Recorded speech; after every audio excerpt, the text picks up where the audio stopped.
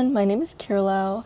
Today I wanted to share an update on my two memory keeping journals, my left and right brain if you will. Starting off with the Traveler's Company Kyoto journal. This is my scrapbook. As you can see, it's getting quite large. I don't scrapbook every single day, I just do it when I feel like it. I do only have one insert strung onto the string here. And my sticker book, it's pretty much the same, nothing's changed. I have the same pocket back here. I go through this and I feel like I use so many of my stickers, and then I look at this book, I look like I barely touched it. So this is the first spread. It's nothing crazy, I just really liked the design on the box here, and so I peeled it off of the Mega Charizard UPC. We didn't pull anything, but I just really liked the box, so I wanted to journal about it. Then this was the day that I got my Books Go 7, and if I'm being honest with you, I have not looked at my Kindle since getting it, but I really like how this spread turned out. And then my coworkers and I decided to watch the Wicked musical in New York City, so that's what we did. And I really loved Glinda in this one. I was fully immersed in her character. I forgot that she was an actress and not Glinda herself. And then this one, we started a D&D campaign. This is my first ever D&D campaign, and it's been so much fun. Yeah, this was from our first ever session. This is my D&D journal, which is one of my accessory journals. And then this was when we landed in Iceland. We went to a couple different places. I also stuck in the entire map of Iceland. So and then we also went to the Sky Lagoon, and I got this little keychain. It was definitely overpriced, but it's very soft. Just that, and then I also tried the fermented shark. And then this was our little hike. Not hike, more like trail walking through the national park. And this is the route we took. And then this was actually the first time I've been to Osaka. I got a bunch of stickers here, 5 different sticker sheets. The charm that I got here, I'm actually going to show you in a second because it's on my other journal. And I also got the cherry red Diamond Forever. I have 4 Diamond Forever inks now, which I didn't think I'd be sort of collecting them. I would have had 5, but I gave the orange one away to a friend. Alright, so moving into my daily journal. Really did not change much, but there are some little details that did. For instance, this is the charm that I got from Osaka. I do only use one pencil board now. What I've just been doing is holding it like this and writing like that, and it's been working amazing. This thing is my best friend with this journal. And then I also have a bunch of stickers in here, and I've actually accumulated quite a bit. I was looking through earlier today, and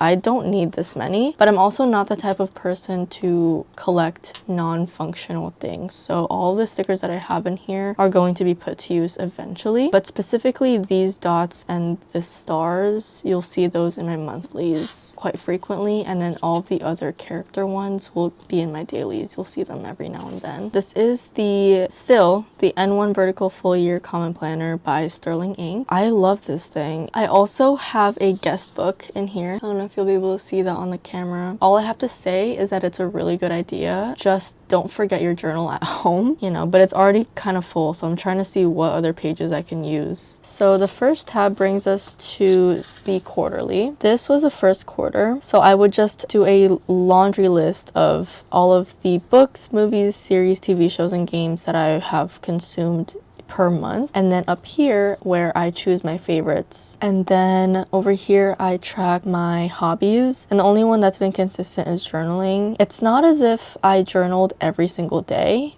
but I was able to successfully backfill when I didn't feel like journaling, and I'm gonna actually share a tip too. Now, moving into the monthly, this is for May, and as you can see, I do use my stickers a lot, and it's just to highlight what happened that day and to indicate company. And then on the side here, I just have a mood tracker for each day, but this has been a lot of fun to fill out every single day because it's just 2 to 3 word summary of the biggest thing that happened or the most interesting thing that happened that day.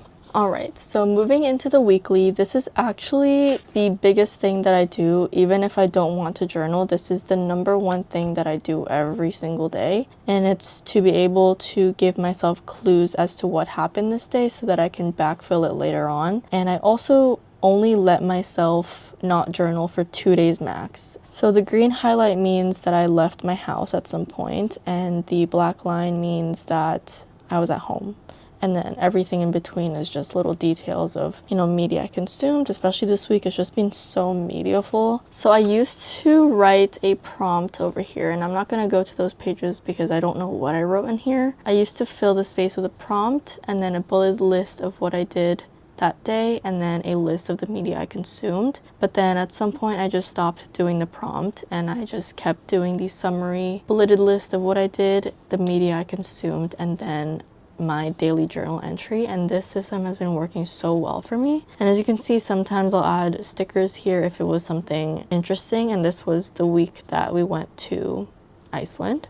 But I also don't pressure myself, and if I don't have a lot to say, then I won't try to add more fluff. I feel like that's unnecessary, and even the space kind of tells the story of what was happening to me that day. So the last thing that I wanted to share with you is my hybrid pencil case. And fun fact, this is all the writing utensils that I brought to Iceland when we went on our trip, in addition to just my daily archive and my Traveler's Company paper pocket notebook. This helped so much in organizing all of my junk that I collected. I could not tell you how helpful this was, and it fit in my small bag. With all that being said, let's go through what this contraption is.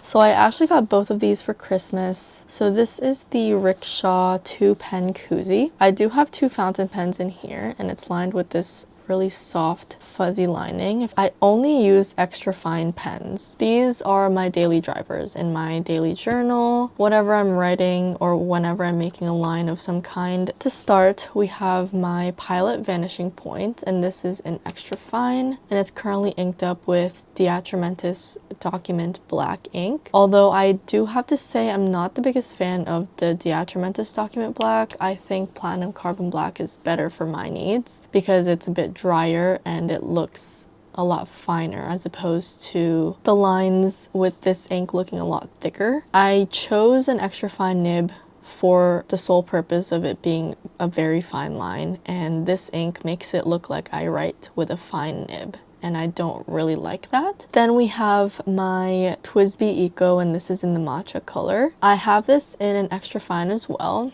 and the ink in here is actually a Franken ink, if you will. It is my Diamine Forever Hyper Green mixed with my Sailor Shikiori Waka Oguisu, because the Waka Oguisu is one of my favorite inks ever, but I never ever will use it by itself because I water tested a swatch I did, I think, a month later, and it looked as if I did not write anything on that page at all, so that was very scary. Then we have my Midori book band. I believe that's what this is. The reason I put them together was because it's just easier for transport and everything is easily accessible, especially my fountain pens. I don't have to go through different zippers or pockets and compartments to get them, and they're also protected by the fuzzy lining. But what's in this is my Uni Jetstream 3. And this is one of 2 pens that I actually cannot live without. I am a ballpoint convert. I no longer can appreciate the thickness and the blotchiness of a gel pen because this makes my writing look so fine and legible, especially with how tiny I write, and I really love that, especially how smooth it writes as well. This is my absolute grail in regular pens, and my Vanishing Point is my absolute grail in fountain pens. Finally, in the zipper, we have a couple goodies in here. This is the green highlighter I use in my weekly spread, and this is actually a fake outliner. I do have the real ones, it's just I have a couple of these and I'm just trying to use them up. And then I have the Pigma Micron 02, and this is what I use to make the black lines also in my weekly spreads. It's just a lot cleaner, and it's also archival as opposed to using my Vanishing Point. My Vanishing Point got really messy on my rulers or pencil boards whenever I used it to make straight lines. And finally, we have my weather stamps, and I use this in my daily journal, and this is the Snoopy weather one. I actually got this idea from the book The Frozen River. The lady in that book would always start her journal entries with what the weather was like, and I figured instead of writing down what the weather is, I could show it with these stamps, and it's been really cute. So that is everything I wanted to update you on today. I hope you have a blessed day, and I will see you when I see you. Bye!